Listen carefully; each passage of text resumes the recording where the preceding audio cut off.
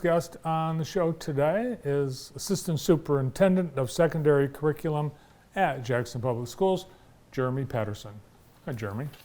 Good afternoon. How you doing today? I'm good. How are you? All right. Well, you mentioned spring, and then you transition into food. So I think I don't think I'm hungry, but it all sounds great. So good news. After our visit here today, we've got food for you. okay, right on.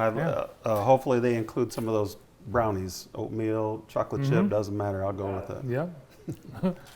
And we still have some Hinkley Donuts left, surprisingly, with David Rice here. You had a busy day, a little bit of stress as you welcomed the governor to the district. Oh, it was just a blast. There's no stress starting your day off with kindergartners. So, and high school kids, the whole board, everybody was over at Hunt Elementary with the governor.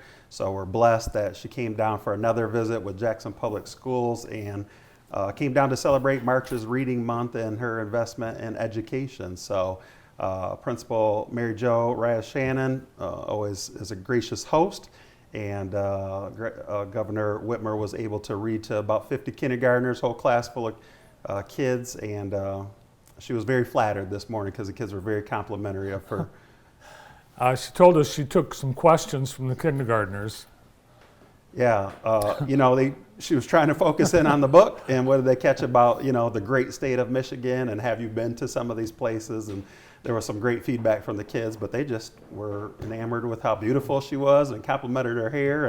And she talked about school a little bit and spring break, so it was a great way to start the day. And we had some high school students from the Reflector News able to interview her, and that was a celebration for them as well. Awesome. Well, you can hear and see more about the governor's visit to Jackson tomorrow on the morning show. So tune in at 9 and 11. This month, it is reading month. Have you read to any classrooms? Yes, I read to a couple first grade classrooms at Montessori. There's my picture right there. And I took a book that one of my students from Parkside actually illustrated. Oh, that's cool. So it was super cool, and read to Mrs. Choate across the hallway, Mrs. Fairbanks. We were at John R. Lewis, going in and out of multiple classrooms to read, so always a highlight of Reading Month. Yeah, and this morning, Joe Weatherwax invited Andy to come read at John R. Lewis, so he's excited about that.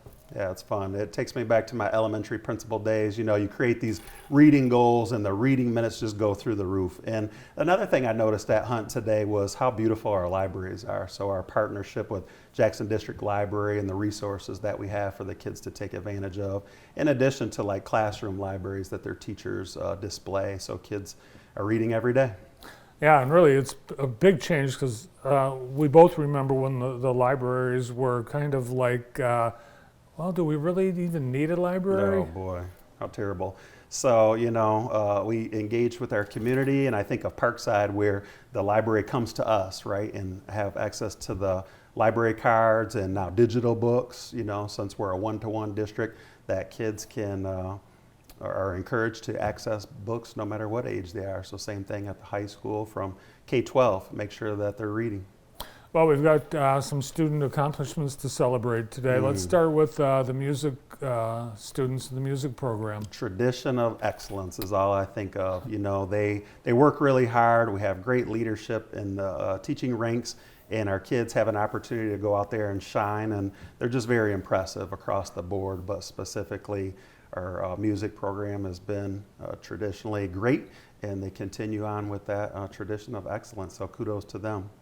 We had in the MSBOA State Solo and Ensemble competition, 7 events. You had students in, 5 received the Division I Superior rating, and 2 got the Division II Excellent rating.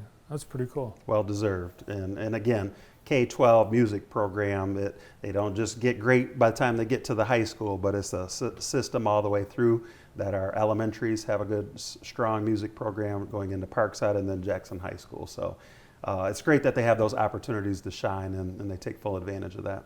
Yeah, and we'll mention those students: Carter Box, Riley Bergen, Brady Curtis, Trong Wan, Trayvon McLean, and Mitchell Saxton. Way to go. Great job. Did you play music when you were a student? I wish. I wish. But it's one of my happy places to go. So if I ever need a little break or decompress, I can go into orchestra or music or band or choir and just really enjoy what the kids are doing. Yeah, me too. I'm good at music, listening. There you go. I'm a fan.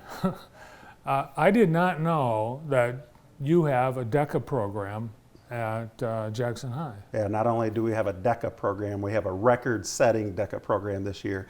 I talked to our leader, teacher Chuck Cunningham, and we had the number of students qualifying for the state competition was record-setting, as well as the number of students who earned an opportunity to go to the national competition. So he tells me how hard they work, and it's just another opportunity to compete.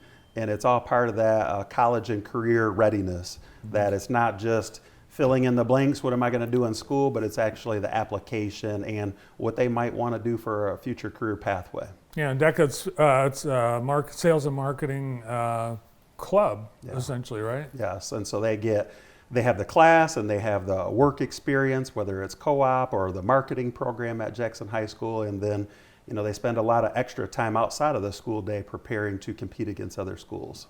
And 3 names you might have heard because these are outstanding students and student athletes, and obviously very involved at Jackson High: Ty Northrup, Andrew Heslaw, and Cooper Alger. Way to go, guys. Academic game state competition, both Jackson High and Parkside. Yes, and what's exciting about this for me is some of the young people leading, Mr. Fairchild and Mr. Holland, they were former students, and so now they're leading the next generation of academic game students from Parkside and Jackson High, and our kids are going out there and again well represented. They work hard. Yesterday I peeked in their classroom and they were just having a blast as well. So a lot of fun and memorable experiences, and again they're coming back and taking over after Keith Richards and still leading the way. Awesome. And we've got Vincent Wu, Sarah Massey, Winnie Lynn, Elena Walker, Jaden Roy, Leo Nian, and Yazir Lam, all doing a phenomenal. Way to go. Congratulations. So we'll hope to see some of these students as they make their college plans and hear about where they're going once they leave Jackson High. Absolutely.